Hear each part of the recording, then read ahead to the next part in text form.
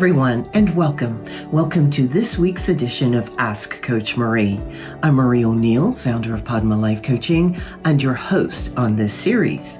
This is the place where you ask a question, and I give my unique opinion as a life renewal coach, astrologer, and past life regression facilitator. Please know that I am not a therapist, and I will never tell you what you must do. Each week on Friday, a new video is released with me answering 2 questions from the viewers. I also talk about various other life renewal topics. So let's get started with the questions for this week. Lakshmi says, I live in a small town and I feel it's time for me to move. The problem is that I have no idea where. How do I go about figuring out the place that would be best for me to reside? Very good question. And thank you for asking me. When you are looking for a new place to live, you, of course, have to ask yourself why.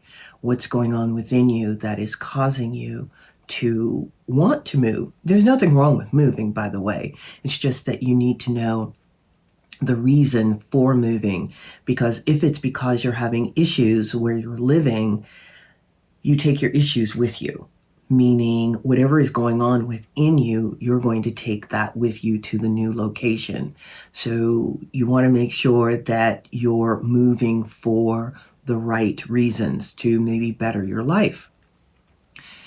The next thing that you need to look at is, what are you looking for in a new place? Are you looking for a city or a town? What services do you need? Basically, you're doing a needs assessment or needs analysis to find out what your desires and needs are for a new location. Are you wanting to be in a town that is walkable, where you can walk to the theater or walk to the grocery store or coffee shop? That's important because there are a lot of towns and cities where you can do this, but you need to narrow your search based on your needs and what it is you want for yourself. Another thing that you need to look at is lifestyle. And when I say lifestyle, are you looking for a vibrant city, a place where you can go play and maybe have sports, outdoor sports? Maybe you want to socialize with a wide group of people. That's going to affect the city or town that you go to. Are you looking for work, or are you going to be working from home?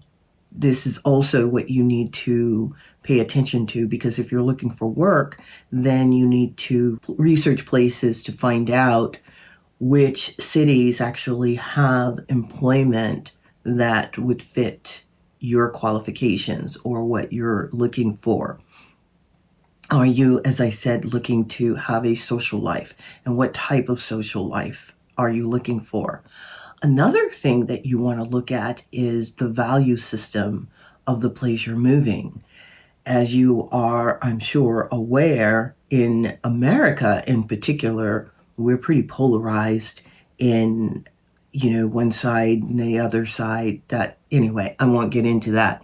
The point is, you need to pay attention to the politics and your value system, because there are places where you can move that would be in more alignment with your value system.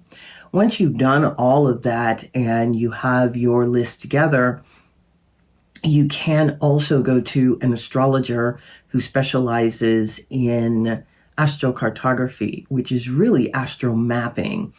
And that just means if you have places in mind that you're considering, you can go to an astrologer and ask them to do a reading based on those locations to let you know what it is you're going to encounter, what parts of your psyche or your personality is going to be prominent in these places. Because wherever we move, we're actually moving onto not just geographical lines, but there's different astrological lines that we're moving to, and we're affected by those places. So you want to, if you can, have an astrologer look at the places that you've chosen. Hopefully you have 2 or 3 places that you will have narrowed your search down to after you've done the homework.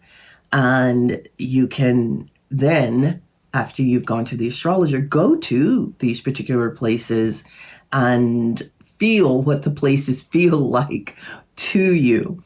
You can tell whether a city or town is vibrant or not, but some places are deceiving. Actually, most places are. Let's face it. When you are not familiar with an area, you can visit and be enamored with the area, move there, and then realize, oh my goodness, this was not the place for me. Well, it's difficult to move after you've already, taken the leap. When you're in a place and you're looking to find out if it's right for you, talk to the people there, see who is populating the city, what types of people, what are the social places, what are they? I mean, is it going to be a right fit for you? You want to look at the newspaper, and you can look online now at newspapers and to see what is going on in the towns. Look at the crime rate. Is that an issue for you? There's a lot of factors, but these are just a few that you can research yourself. The other thing is, do you want to move to a place where you already know people?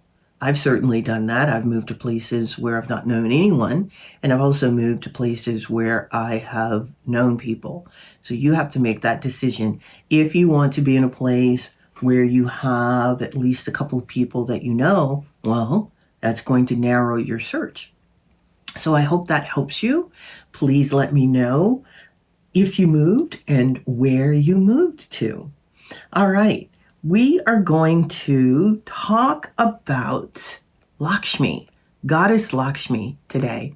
And the reason, of course, I'm talking about Goddess Lakshmi is because the last post, or actually the last person who asked me a question, her name is Lakshmi. So that made me think about Goddess Lakshmi. She is a Hindu goddess. She's one of many goddesses that are manifest out in the world. And she is a goddess of prosperity, of beauty, of abundance. She is born actually from, I believe it was a river god and one of the other oceanic goddesses in the Hindu tradition. And she is responsible for prosperity and wealth. A lot of people in the Hindu tradition actually do pujas to her on a particular holiday, the Festival of Lights. And a puja is basically a blessing and honoring of that particular energy, that particular goddess. She can manifest in your life in various ways. You do not need to be Hindu to actually talk to her or ask her for help. She's there for all of us. All we need to do is reach out and call her name and ask her. But you ask her for what it is you're looking for. You, of course, want to be respectful as always, as with any of the goddesses, and, show gratitude for her being there for you.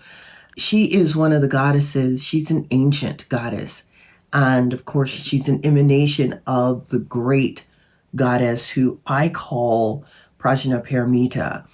And that is also a Sanskrit term which represents the goddess before she has manifest. Because remember, all of us actually have a spark of the goddess within us, because we're all creating and we're all manifesting what it is we want to create, and sometimes what we don't want to create. That process of manifesting is the goddess. And Goddess Lakshmi is one of those manifestations. And so she teaches us about abundance and what that is, what that looks like, and how to actually manifest it. So I would certainly start calling to her for help. And there are prayers that you can say to her. You can always Google her name, Lakshmi, Lakshmi, and you will find prayers to her and pujas to her, which are fantastic, by the way. So that is the Hindu goddess Lakshmi. Let me know what you think about this particular goddess. All right. Our next question comes from Marilyn, who is in Vancouver, Washington. Marilyn asks, I've been married to the same person for 15 years, and for most of that time, it's been fine. However, lately, I've been feeling restless in the relationship and don't know why. Can astrology help me figure this out? That is, tell me what's going on. I love my husband and have no intention of leaving. Yes, actually, Marilyn, astrology can help you with this. What you want to do is, if you can, get to an astrologer and ask them to look at not just your birth chart, but what's going on in the sky right now with you. And they can pinpoint what's going on within you. It could be also that you're being triggered by something that is going on in your husband's chart too. You might want to have a relationship reading, which is definitely beneficial. I would highly recommend that. The reason I say have a relationship reading is because as astrologers, we really need to do a chart reading with the permission of everyone involved. And if your husband is amenable to it, it would be wonderful if he and you could go to the astrologer together and have a relationship reading, because there's probably something going on in the chart between the two of you that is causing this issue to arise. Now, even though this is happening, a lot of times this issue will subside over time, because when we're looking at the movement of the planets and through the constellations, when they move from one constellation to another, the energy shifts and our emotions shift.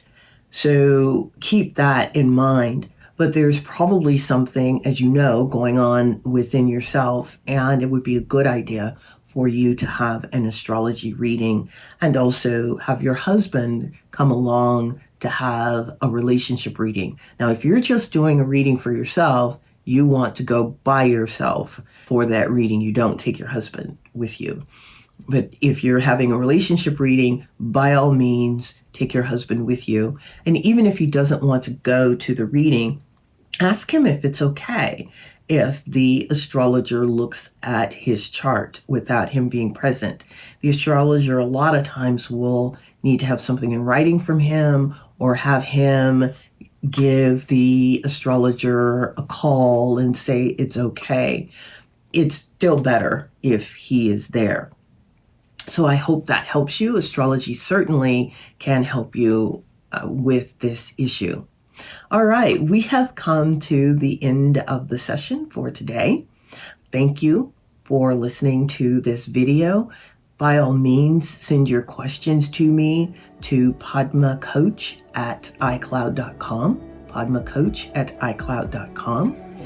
If you are amenable to it, and I hope you are, please like and subscribe to the YouTube channel, to my YouTube channel, because that will help me get this video out to other people, to a broader audience.